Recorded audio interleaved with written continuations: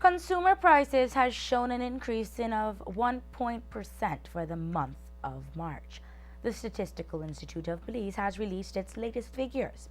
For the month of March, the Consumer Price Index stood at 102.9, which is up by 1.1% from the same period last year.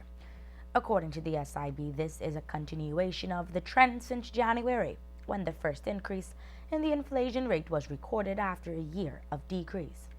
Within the food and non-alcoholic beverages category, food recorded an increase of 1.6%. Increases were seen in the price of fruits, eggs, sugar, beef, veal, and pork, while red kidney beans continued to reflect a decrease of 14.5%. As it relates to transport, there was a 4.7% decrease.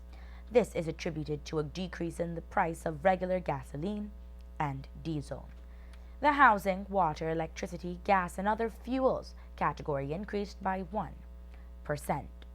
Corozal and Punta Gorda recorded the highest inflation rate of 1.7% and 1.3% respectively. Both San Ignacio and Santa Elena and Belize City stood at negative 0.3%.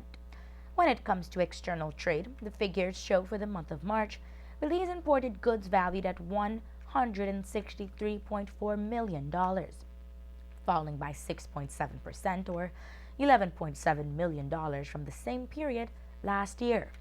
Mineral fuels and lubricants was the primary contributor to the month's decline in imports. This is a decrease of $10 million. This is attributed to the ongoing trend of lower purchasing prices for fuel, combined with the fact that premium fuel was imported. Machinery and transport equipment accounted for a quarter of the total imports at $40 million, as increased purchases of vehicles and gas turbines drove up that category by $5 million. Goods meant for the commercial free zones and the food and live animals category each grew by $2 million. Total domestic exports for March amounted to $51.5 million, and this is down by 12.7% or $7.5 million when compared to this same period last year.